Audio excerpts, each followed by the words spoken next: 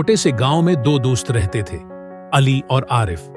अली एक गरीब घराने से ताल्लुक रखता था, जबकि आरिफ एक मालदार खानदान का लड़का था। मगर दौलत और गुर्बत ने कभी उनकी दोस्ती के दरमियान फर्क नहीं डाला।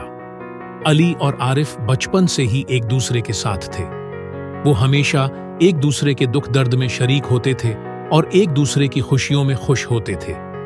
गांव के बाकी लोग उनकी दोस्ती की मिसाल दिया करते थे। एक दिन गांव में एक बहुत बड़ा मेला लगा। अली और आरिफ दोनों ने फैसला किया कि वो मेले में जाएंगे और खूब मजे करेंगे। मेले में हर तरफ खुशियां और रौनकें थीं। दोनों दोस्तों ने मुख्तलिफ झूले झूले, खाने खाए और खेलों में हिस्सा लिया। इसी दौरान मेले में एक फकीर आया जो बहुत बीमार और भूखा था। इसकी हालत बहुत खराब थी और उसके पास खाने के लिए कुछ नहीं था। अली ने फौरन अपनी जेब में से कुछ पैसे निकाले और फकीर को दे दिए। आरिफ ने भी अपनी जेब से कुछ पैसे निकालकर फकीर को दिए और दोनों ने मिलकर फकीर के लिए खाना खरीदा।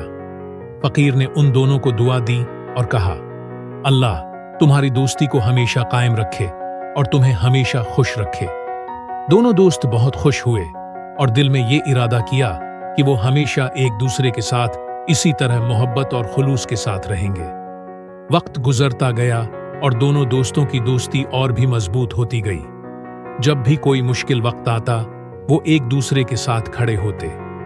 अली की मेहनत और आरिफ की मदद से अली की माली हालत भी बेहतर हो गई। ये कहानी हमें सिखाती है कि दोस्ती का असल मतलब एक दूसरे के साथ खुलूस, मोहब्बत और भरोसे के साथ रहना है। हकीकी दोस्त वही होते हैं जो मुश्किल वक्त में हमारे साथ खड़े रहें और हमारी खुशियों में शरीक हों।